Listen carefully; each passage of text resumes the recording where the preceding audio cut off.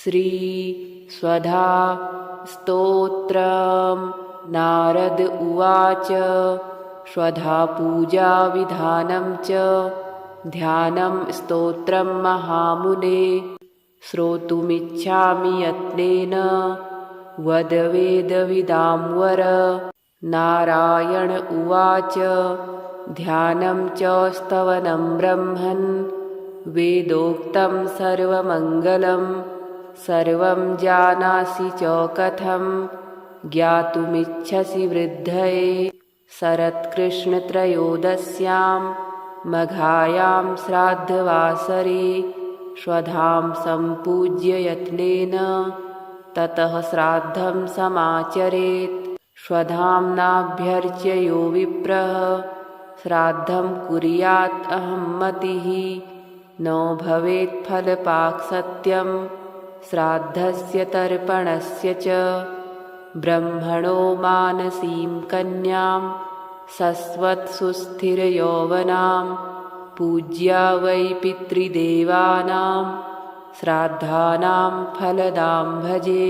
इति ध्यात्वा शिलायां वा ह्यथवा मङ्गले घटे दद्यात्पाद्यादिकं तस्मै मूले नेति श्रुतौ श्रुतम्।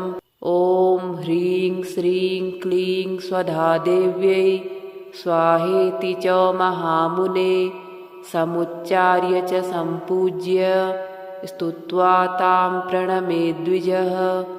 स्तोत्रं शृणु मुनिश्रेष्ठ ब्रह्मपुत्रविशारद। सर्ववाञ्छाप्रदं नृणां ब्रह्मणा यत्कृतं पुरा। श्रीनारायण उवाच स्वधोच्चारणमात्रेण तीर्थस्नायी भवेन्नरः। मुच्यते सर्वपापेभ्यो वाजपेयफलं लभेत्। स्वधा स्वधा स्वधेत्येवं यदि वारत्रयं स्मरेत् श्राद्धस्य फलमाप्नोति बलेश्च तर्पणस्य च। श्राद्धकाले स्वधास्तोत्रं यः शृणोति समाहितः स लभेत् श्राद्धसम्भूतं फलमेव न संशयः। स्वधा स्वधा स्वधेत्येवं त्रिसन्ध्यं यः पठेन्नरः प्रियां विनीतां स लभेत् साध्वीं पुत्रगुणान्वितां। पितॄणां प्राणतुल्या त्वं द्विजजीवनरूपिणी श्राद्धाधिष्ठात्री देवी च श्राद्धादीनां फलप्रदा। नित्यां त्वं सत्यरूपासि पुण्यरूपासि सुव्रते। आविर्भावतिरोभावौ सृष्टौ च प्रलये तव। ॐ स्वस्ति च नमः स्वाहा। स्वधा त्वं दक्षिणा तथा निरूपितः चतुर्वेदैः प्रशस्तः कर्मिणां पुनः। कर्मपूर्त्यर्थमेवैता ईश्वरेण विनिर्मितः। इत्येवमुक्त्वा स ब्रह्मा ब्रह्मलोके स्वसंसदि तस्थौ च सहसा सद्यः स्वधा साविर्बभूवः। तदा पितृभ्यः प्रददौ तामेव कमलाननां। तां सम्प्राप्य ययुस्ते च पितरश्च प्रहर्षिताः। स्वधास्तोत्रमिदं पुण्यं यः शृणोति समाहितः स स्नातः सर्वतीर्थेषु वाञ्छितं फलमाप्नुयात्। नारद उवाच स्वधा पूजा विधानं च ध्यानं स्तोत्रं महामुने। श्रोतुमिच्छामि यत्नेन वद वेदविदां वर। नारायण उवाच ध्यानं च स्तवनं ब्रह्मन् वेदोक्तं सर्वमङ्गलं। सर्वं जानासि च कथं ज्ञातुमिच्छसि वृद्धये। शरत्कृष्णत्रयोदश्यां मघायां श्राद्धवासरे स्वधां सम्पूज्य यत्नेन ततः श्राद्धं समाचरेत्। स्वधाम्नाभ्यर्च्य यो विप्रः श्राद्धं कुर्यात् अहम्मतिः नो भवेत् फलपाक्सत्यं श्राद्धस्य तर्पणस्य च ब्रह्मणो मानसीं कन्यां सस्वत्सुस्थिरयौवनां पूज्या वै पितृदेवानां श्राद्धानां फलदां भजे इति ध्यात्वा शिलायां वा ह्यथवा मङ्गले घटे दद्यात्पाद्यादिकं तस्मै मूले नेति श्रुतौ श्रुतम् ॐ ह्रीं श्रीं क्लीं स्वधादेव्यै स्वाहेति च महामुने समुच्चार्य च सम्पूज्य स्तुत्वा तां प्रणमेद्विजः स्तोत्रं शृणु मुनिश्रेष्ठ ब्रह्मपुत्रविशारद सर्ववाञ्छाप्रदं नृणां ब्रह्मणा यत्कृतं पुरा। श्रीनारायण उवाच स्वधोच्चारणमात्रेण तीर्थस्नायी भवेन्नरः मुच्यते सर्वपापेभ्यो वाजपेयफलं लभेत् स्वधा स्वधा स्वधेत्येवं यदि वारत्रयं स्मरेत् श्राद्धस्य फलमाप्नोति बलेश्च तर्पणस्य च श्राद्धकाले स्वधास्तोत्रं यः शृणोति समाहितः सो लभेत् श्राद्धसम्भूतं फलमेव न संशयः स्वधा स्वधा स्वधेत्येवं त्रिसन्ध्यं यः पठेन्नरः प्रियां विनीतां सो लभेत् साध्वीं पुत्रगुणान्वितां पितॄणां प्राणतुल्या त्वं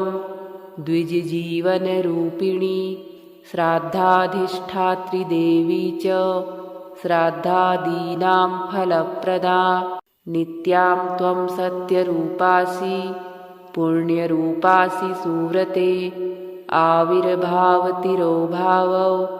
सृष्टौ च प्रलये तव ॐ स्वस्ति च नमः स्वाहा स्वधा त्वं दक्षिणा तथा निरूपितः चतुर्वेदैः प्रशस्तः कर्मिणां पुनः कर्मपूर्त्यर्थमेवैता ईश्वरेण विनिर्मितः इत्येवमुक्त्वा सो ब्रह्मा ब्रह्मलोके स्वसंसदि तस्थौ च सहसा सद्यः स्वधा साविर्बभूवः तदा पितृभ्यः प्रददौ तामेव कमलाननां तां सम्प्राप्य ययुस्ते च पितरश्च प्रहर्षिताः स्वधा स्तोत्रमिदं पुण्यं यः शृणोति समाहितः सो स्नातः सर्वतीर्थेषु वाञ्छितं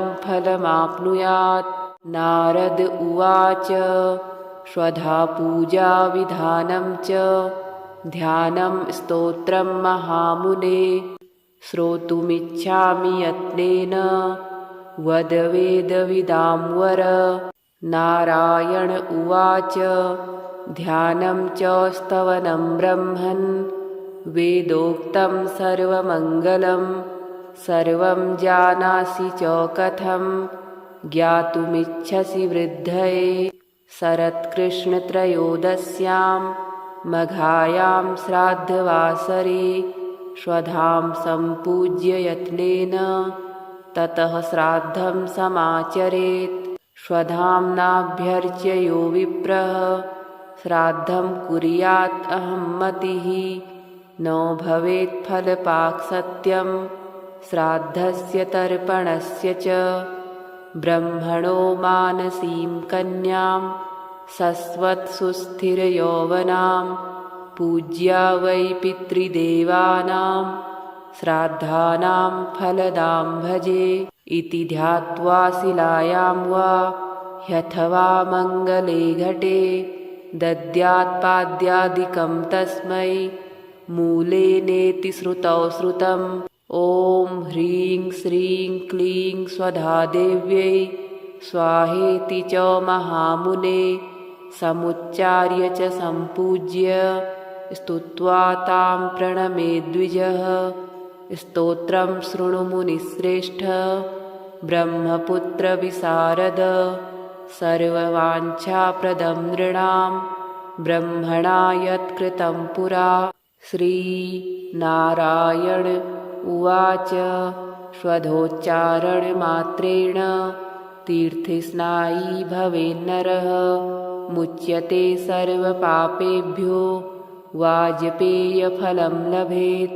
स्वधा स्वधा स्वधेत्येवं यदि वारत्रयं स्मरेत्। श्राद्धस्य फलमाप्नोति बलेश्च तर्पणस्य च।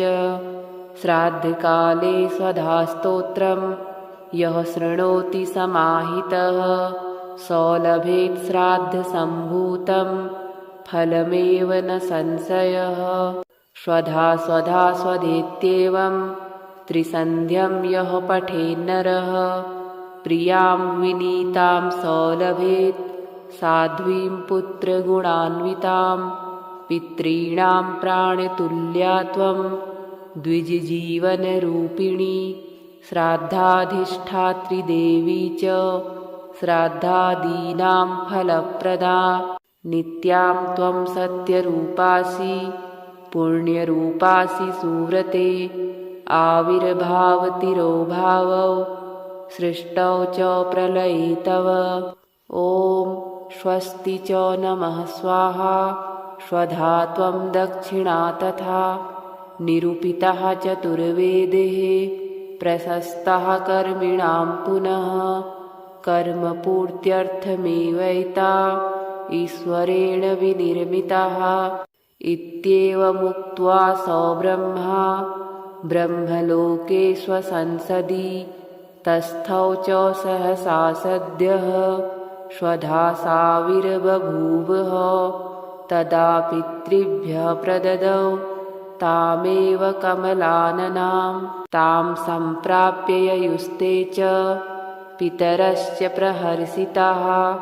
स्वधा स्तोत्रमिदं पुण्यं यः शृणोति समाहितः स स्नातः सर्वतीर्थेषु वाञ्छितं फलमाप्नुयात्। नारद उवाच स्वधा पूजा विधानं च ध्यानं स्तोत्रं महामुने। श्रोतुमिच्छामि यत्नेन वद वेदविदां वर। नारायण उवाच ध्यानं च स्तवनं ब्रह्मन् वेदोक्तं सर्वमङ्गलं। सर्वं जानासि च कथं ज्ञातुमिच्छसि वृद्धये। शरत्कृष्णत्रयोदश्यां मघायां श्राद्धवासरे स्वधां सम्पूज्य यत्नेन ततः श्राद्धं समाचरेत्। स्वधाम्नाभ्यर्च्य यो विप्रः श्राद्धं कुर्यात् अहं मतिः। न भवेत् फलपाक्सत्यं श्राद्धस्य तर्पणस्य च। ब्रह्मणो मानसीं कन्यां सस्वत्सुस्थिरयौवनां पूज्या वै पितृदेवानां श्राद्धानां फलदां भजे।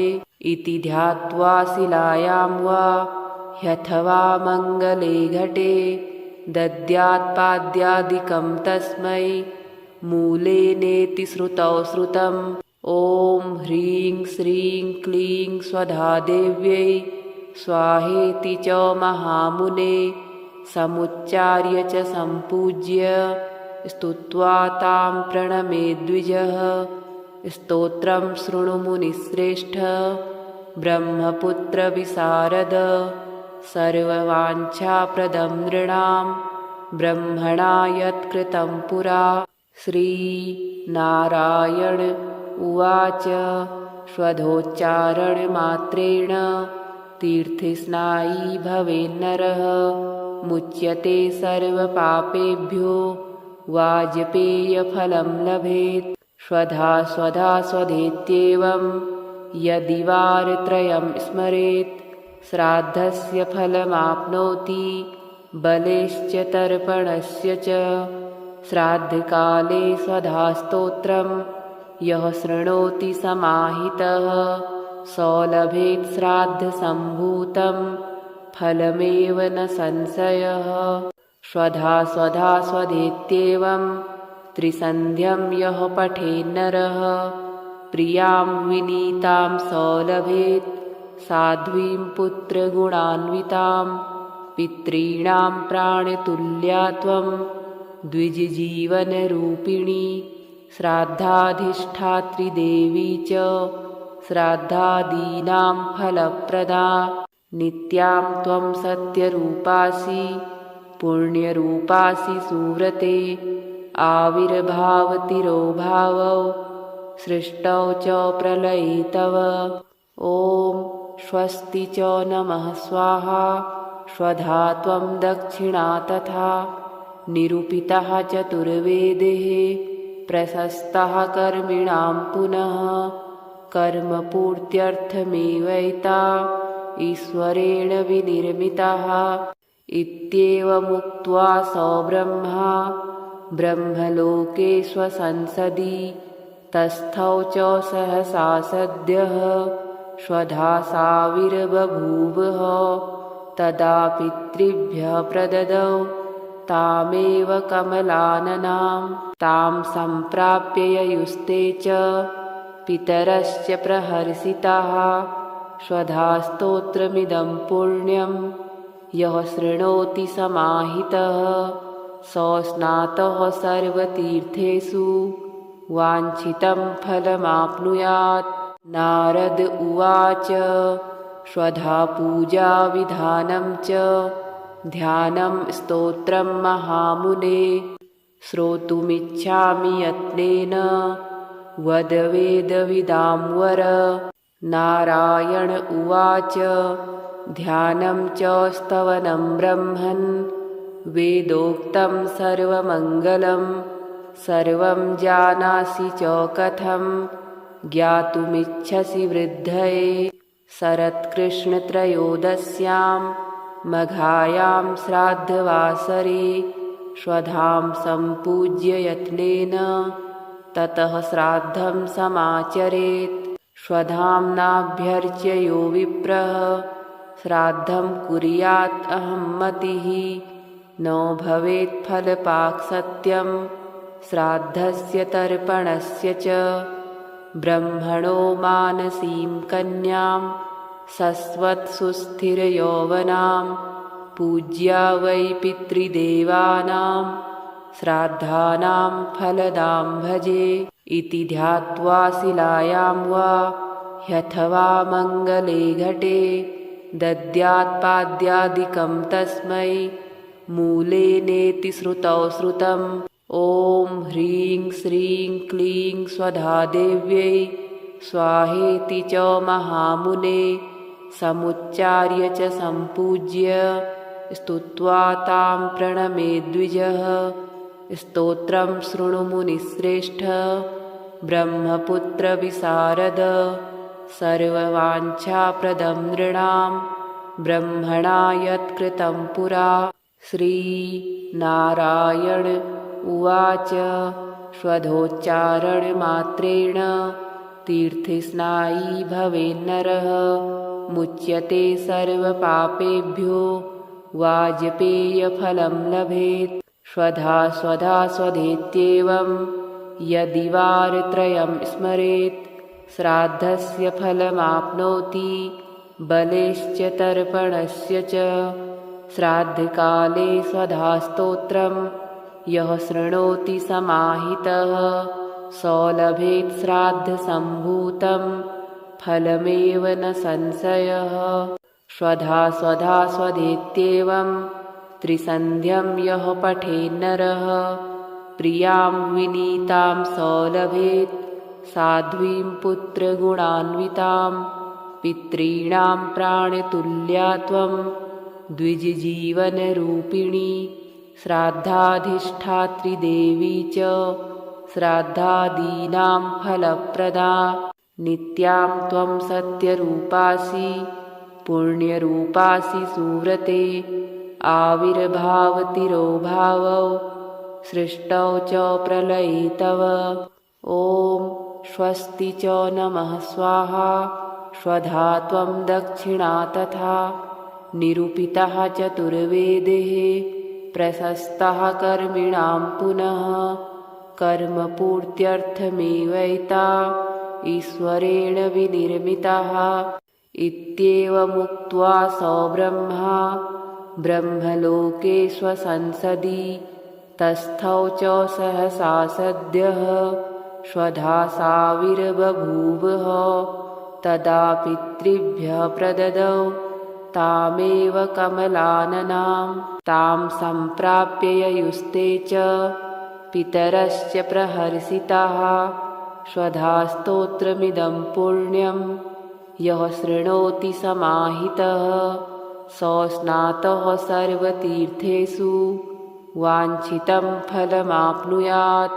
नारद उवाच स्वधा पूजा विधानं च ध्यानं स्तोत्रं महामुने श्रोतुमिच्छामि यत्नेन वद वेदविदां वर। नारायण उवाच ध्यानं च स्तवनं ब्रह्मन् वेदोक्तं सर्वमङ्गलं सर्वं जानासि च कथं ज्ञातुमिच्छसि वृद्धये। शरत्कृष्णत्रयोदश्यां मघायां श्राद्धवासरे स्वधां सम्पूज्य यत्नेन ततः श्राद्धं समाचरेत्। स्वधाम्नाभ्यर्च्य यो विप्रः श्राद्धं कुर्यात् अहं मतिः न भवेत् फलपाक्सत्यं श्राद्धस्य तर्पणस्य च। ब्रह्मणो मानसीं कन्यां सस्वत्सुस्थिरयौवनां पूज्या वै पितृदेवानां श्राद्धानां फलदां भजे। इति ध्यात्वा शिलायां वा ह्यथवा मङ्गले घटे दद्यात्पाद्यादिकं तस्मै मूले नेति श्रुतौ श्रुतम्। ॐ ह्रीं श्रीं क्लीं स्वधादेव्यै स्वाहेति च महामुने समुच्चार्य च सम्पूज्य स्तुत्वा तां प्रणमेद्विजः। स्तोत्रं शृणु मुनिश्रेष्ठ ब्रह्मपुत्रविशारद सर्ववाञ्छाप्रदं नृणां ब्रह्मणा यत्कृतं पुरा। श्रीनारायण उवाच स्वधोच्चारणमात्रेण तीर्थस्नायी भवेन्नरः मुच्यते सर्वपापेभ्यो वाजपेयफलं लभेत्। स्वधा स्वधा स्वधेत्येवं यदि वारत्रयं स्मरेत् श्राद्धस्य फलमाप्नोति बलेश्च तर्पणस्य च। श्राद्धकाले स्वधास्तोत्रं यः शृणोति समाहितः स लभेत् श्राद्धसम्भूतं फलमेव न संशयः। स्वधा स्वधा स्वधेत्येवं त्रिसन्ध्यं यः पठेन्नरः प्रियां विनीतां स लभेत् साध्वीं पुत्रगुणान्वितां। पितॄणां प्राणतुल्या त्वं द्विजजीवनरूपिणी श्राद्धाधिष्ठात्री देवी च श्राद्धादीनां फलप्रदा। नित्यां त्वं सत्यरूपासि पुण्यरूपासि सुव्रते आविर्भावतिरोभावौ सृष्टौ च प्रलये तव। ॐ स्वस्ति च नमः स्वाहा। स्वधा त्वं दक्षिणा तथा निरूपितः चतुर्वेदैः प्रशस्तः कर्मिणां पुनः कर्मपूर्त्यर्थमेवैता ईश्वरेण विनिर्मितः इत्येवमुक्त्वा स ब्रह्मा ब्रह्मलोके स्वसंसदि तस्थौ च सहसा सद्यः स्वधासाविर्बभूवः। तदा पितृभ्यः प्रददौ तामेव कमलाननां तां सम्प्राप्य ययुस्ते च पितरश्च प्रहर्षिताः। श्वधास्तोत्रमिदं पुण्यं यः शृणोति समाहितः सो स्नातः सर्वतीर्थेषु वाञ्छितं फलमाप्नुयात्। नारद उवाच श्वधा पूजा विधानं च ध्यानं स्तोत्रं महामुने श्रोतुमिच्छामि यत्नेन वद वेदविदां वर। नारायण उवाच ध्यानं च स्तवनं ब्रह्मन् वेदोक्तं सर्वमङ्गलं सर्वं जानासि च कथं ज्ञातुमिच्छसि वृद्धये। शरत्कृष्णत्रयोदश्यां मघायां श्राद्धवासरे श्वधां सम्पूज्य यत्नेन ततः श्राद्धं समाचरेत्। श्वधाम्नाभ्यर्च्य यो विप्रः श्राद्धं कुर्यात् अहं मतिः न भवेत् फलपाक्सत्यं श्राद्धस्य तर्पणस्य च। ब्रह्मणो मानसीं कन्यां सस्वत्सुस्थिरयौवनां पूज्या वै पितृदेवानां श्राद्धानां फलदां भजे। इति ध्यात्वा शिलायां वा ह्यथवा मङ्गले घटे दद्यात्पाद्यादिकं तस्मै मूले नेति श्रुतौ श्रुतम्। ॐ ह्रीं श्रीं क्लीं स्वधादेव्यै स्वाहेति च महामुने समुच्चार्य च सम्पूज्य स्तुत्वा तां प्रणमेद्विजः। स्तोत्रं शृणु मुनिश्रेष्ठ ब्रह्मपुत्रविशारद सर्ववाञ्छाप्रदं नृणां ब्रह्मणा यत्कृतं पुरा। श्रीनारायण उवाच श्वधोच्चारणमात्रेण तीर्थस्नायी भवेन्नरः मुच्यते सर्वपापेभ्यो वाजपेयफलं लभेत्। श्वधा स्वधा स्वधेत्येवं यदि वारत्रयं स्मरेत् श्राद्धस्य फलमाप्नोति बलेश्च तर्पणस्य च। श्राद्धकाले स्वधास्तोत्रं यः शृणोति समाहितः सो लभेत् श्राद्धसम्भूतं फलमेव न संशयः।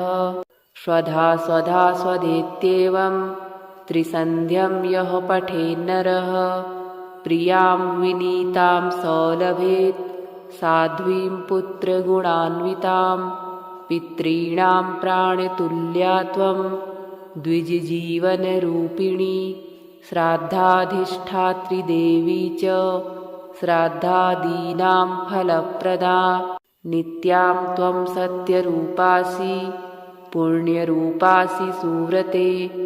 आविर्भावतिरोभावौ सृष्टौ च प्रलये तव। ॐ स्वस्ति च नमः स्वाहा। श्वधा त्वं दक्षिणा तथा निरूपितः चतुर्वेदैः प्रशस्तः कर्मिणां पुनः कर्मपूर्त्यर्थमेवैता ईश्वरेण विनिर्मितः। इत्येवमुक्त्वा सो ब्रह्मा ब्रह्मलोके स्वसंसदि तस्थौ च सहसा सद्यः श्वधासाविर्बभूवः। तदा पितृभ्यः प्रददौ तामेव कमलाननां तां सम्प्राप्य ययुस्ते च पितरश्च प्रहर्षिताः। श्वधास्तोत्रमिदं पुण्यं यः शृणोति समाहितः सो स्नातः सर्वतीर्थेषु वाञ्छितं फलमाप्नुयात्। नारद उवाच श्वधा पूजा विधानं च ध्यानं स्तोत्रं महामुने श्रोतुमिच्छामि यत्नेन वद वेदविदां वर। नारायण उवाच ध्यानं च स्तवनं ब्रह्मन् वेदोक्तं सर्वमङ्गलं सर्वं जानासि च कथं ज्ञातुमिच्छसि वृद्धये। शरत्कृष्णत्रयोदश्यां मघायां श्राद्धवासरे स्वधां सम्पूज्य यत्नेन ततः श्राद्धं समाचरेत्। स्वधाम्नाभ्यर्च्य यो विप्रः श्राद्धं कुर्यात् अहम्मतिः। न भवेत् फलपाक्सत्यं श्राद्धस्य तर्पणस्य च। ब्रह्मणो मानसीं कन्यां सस्वत्सुस्थिरयौवनां पूज्या वै पितृदेवानां श्राद्धानां फलदां भजे। इति ध्यात्वा शिलायां वा ह्यथवा मङ्गले घटे दद्यात्पाद्यादिकं तस्मै मूले नेति श्रुतौ श्रुतम्। ॐ ह्रीं श्रीं क्लीं स्वधादेव्यै स्वाहेति च महामुने समुच्चार्य च सम्पूज्य स्तुत्वा तां प्रणमेद्विजः। स्तोत्रं शृणु मुनिश्रेष्ठ ब्रह्मपुत्रविशारद सर्ववाञ्छाप्रदं नृणां ब्रह्मणा यत्कृतं पुरा। श्रीनारायण उवाच स्वधोच्चारणमात्रेण तीर्थस्नायी भवेन्नरः मुच्यते सर्वपापेभ्यो वाजपेयफलं लभेत्। स्वधा स्वधा स्वधेत्येवं यदि वारत्रयं स्मरेत् श्राद्धस्य फलमाप्नोति बलेश्च तर्पणस्य च। श्राद्धकाले स्वधास्तोत्रं यः शृणोति समाहितः सौलभेत् श्राद्धसम्भूतं फलमेव न संशयः। स्वधा स्वधा स्वधेत्येवं त्रिसन्ध्यं यः पठेन्नरः प्रियां विनीतां सौलभेत् साध्वीं पुत्रगुणान्वितां। पितॄणां प्राणतुल्या त्वं द्विजजीवनरूपिणी श्राद्धाधिष्ठात्री देवी च श्राद्धादीनां फलप्रदा। नित्यां त्वं सत्यरूपासि पुण्यरूपासि सुव्रते आविर्भावतिरोभावौ सृष्टौ च प्रलये तव। ॐ स्वस्ति च नमः स्वाहा। स्वधा त्वं दक्षिणा तथा निरूपितः चतुर्वेदैः प्रशस्तः कर्मिणां पुनः कर्मपूर्त्यर्थमेवैता ईश्वरेण विनिर्मितः। इत्येवमुक्त्वा सौब्रह्मा ब्रह्मलोके स्वसंसदि तस्थौ च सहसा सद्यः स्वधा साविर्बभूवः। तदा पितृभ्यः प्रददौ तामेव कमलाननां तां सम्प्राप्य ययुस्ते च पितरश्च प्रहर्षिताः। स्वधा स्तोत्रमिदं पुण्यं यः शृणोति समाहितः सो स्नातः सर्वतीर्थेषु वाञ्छितं फलमाप्नुयात्। नारद उवाच स्वधा पूजा विधानं च ध्यानं स्तोत्रं महामुने श्रोतुमिच्छामि यत्नेन वद वेदविदां वर।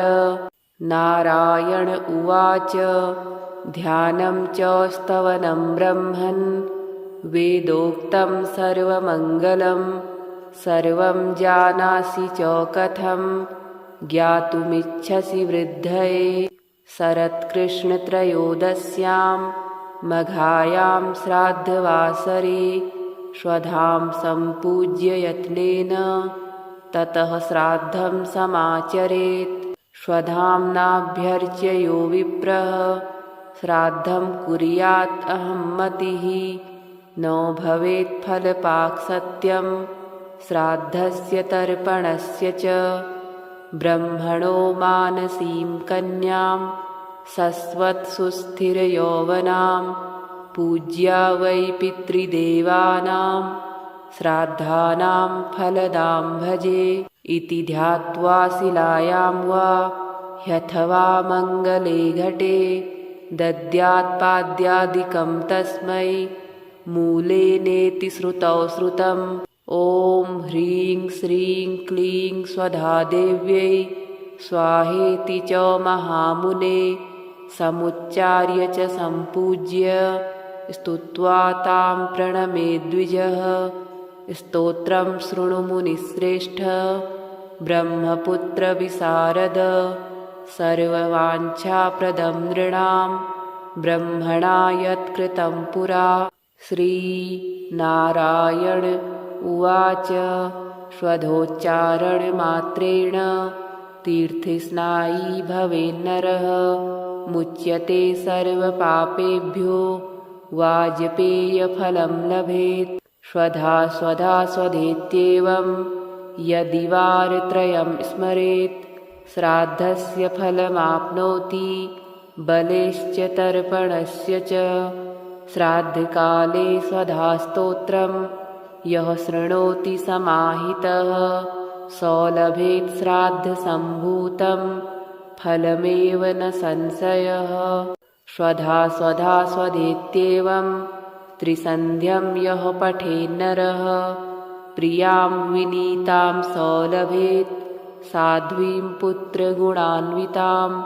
पितॄणां प्राणतुल्या त्वं द्विजजीवनरूपिणी श्राद्धाधिष्ठात्री देवी च श्राद्धादीनां फलप्रदा। नित्यां त्वं सत्यरूपासि पुण्यरूपासि सुव्रते आविर्भावतिरोभावौ सृष्टौ च प्रलये तव। ॐ स्वस्ति च नमः स्वाहा।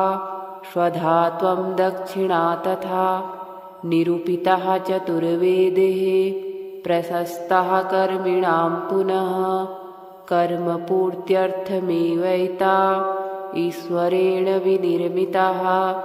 इत्येवमुक्त्वा स ब्रह्मा ब्रह्मलोके स्वसंसदि तस्थौ च सहसा सद्यः स्वधा साविर्बभूवः।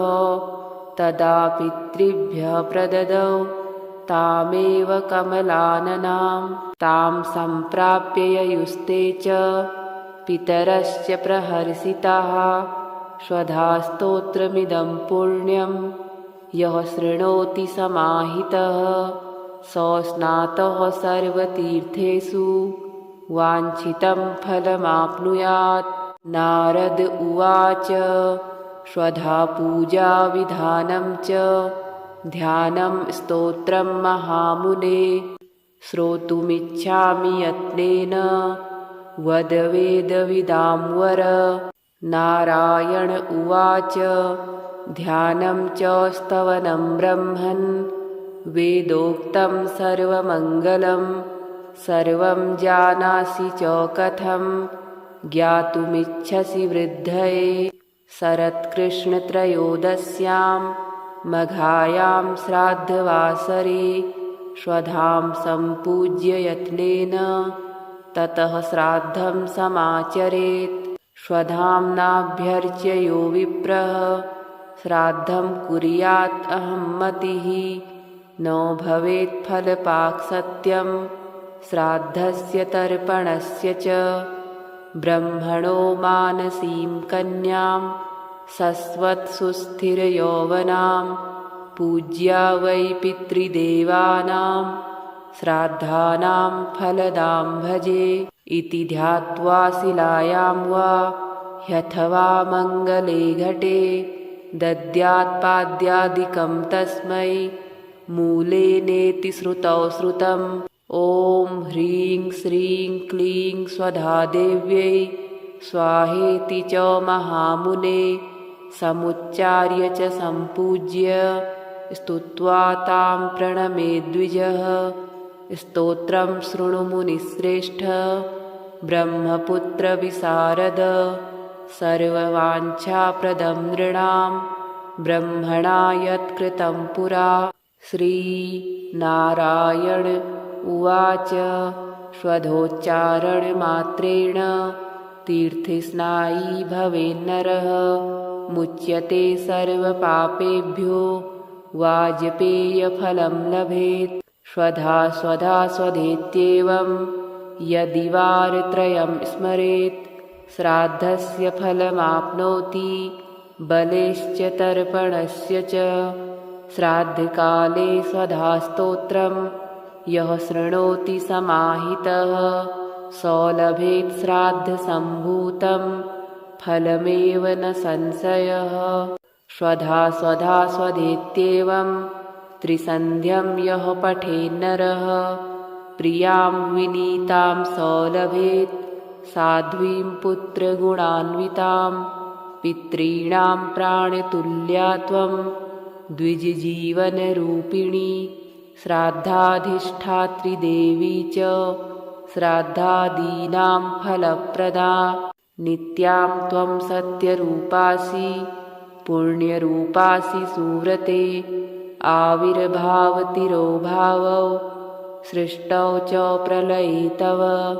ॐ स्वस्ति च नमः स्वाहा स्वधा त्वं दक्षिणा तथा निरूपितः चतुर्वेदैः प्रशस्तः कर्मिणां पुनः कर्मपूर्त्यर्थमेवैता ईश्वरेण विनिर्मितः। इत्येवमुक्त्वा स ब्रह्मा ब्रह्मलोके स्वसंसदि तस्थौ च सहसा सद्यः स्वधा साविर्बभूवः। तदा पितृभ्यः प्रददौ तामेव कमलाननां तां सम्प्राप्य ययुस्ते च पितरश्च प्रहर्षिताः। स्वधा स्तोत्रमिदं पुण्यं यः शृणोति समाहितः स स्नातः सर्वतीर्थेषु वाञ्छितं फलमाप्नुयात्। नारद उवाच स्वधा पूजा विधानं च ध्यानं स्तोत्रं महामुने श्रोतुमिच्छामि यत्नेन वद वेदविदां वर। नारायण उवाच ध्यानं च स्तवनं ब्रह्मन् वेदोक्तं सर्वमङ्गलं सर्वं जानासि च कथं ज्ञातुमिच्छसि वृद्धये। शरत्कृष्णत्रयोदश्यां मघायां श्राद्धवासरे स्वधां सम्पूज्य यत्नेन ततः श्राद्धं समाचरेत्। स्वधां नाभ्यर्च्य यो विप्रः श्राद्धं कुर्यात् अहं मतिः न भवेत् फलपाक्सत्यं श्राद्धस्य तर्पणस्य च। ब्रह्मणो मानसीं कन्यां सस्वत्सुस्थिरयौवनां पूज्या वै पितृदेवानां श्राद्धानां फलदां भजे। इति ध्यात्वा शिलायां वा ह्यथवा मङ्गले घटे दद्यात्पाद्यादिकं तस्मै मूले नेति श्रुतौ श्रुतम्। ॐ ह्रीं श्रीं क्लीं स्वधादेव्यै स्वाहेति च महामुने समुच्चार्य च सम्पूज्य स्तुत्वा तां प्रणमे द्विजः। स्तोत्रं शृणु मुनिश्रेष्ठ ब्रह्मपुत्रविशारद सर्ववाञ्छाप्रदं नृणां ब्रह्मणा यत्कृतं पुरा। श्रीनारायण उवाच स्वधोच्चारणमात्रेण तीर्थस्नायी भवेन्नरः मुच्यते सर्वपापेभ्यो वाजपेयफलं लभेत्। स्वधा स्वधा स्वधेत्येवं यदि वारत्रयं स्मरेत् श्राद्धस्य फलमाप्नोति बलेश्च तर्पणस्य च। श्राद्धकाले स्वधास्तोत्रं यः शृणोति समाहितः सौलभेत् श्राद्धसम्भूतं फलमेव न संशयः। स्वधा स्वधा स्वधेत्येवं त्रिसन्ध्यं यः पठेन्नरः प्रियां विनीतां सौलभेत् साध्वीं पुत्रगुणान्वितां।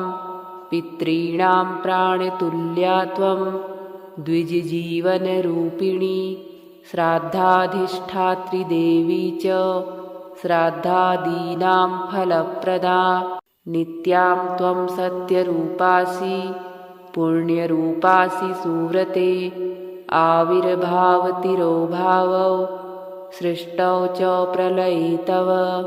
ॐ स्वस्ति च नमः स्वाहा स्वधा त्वं दक्षिणा तथा निरूपितः चतुर्वेदैः प्रशस्तः कर्मिणां पुनः कर्मपूर्त्यर्थमेवैता